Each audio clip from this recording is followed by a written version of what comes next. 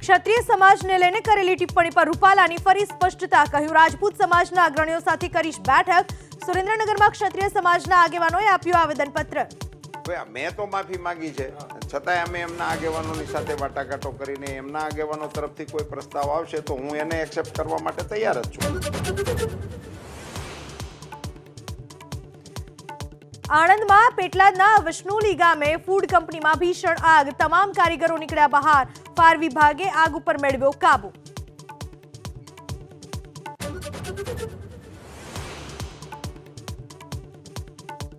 અમરેલીના જાફરાબાદમાં બંધ બેંકની જર્જરિત દિવાલ ધરાશાયી, એકનું મોત, 3 ઘાયલ।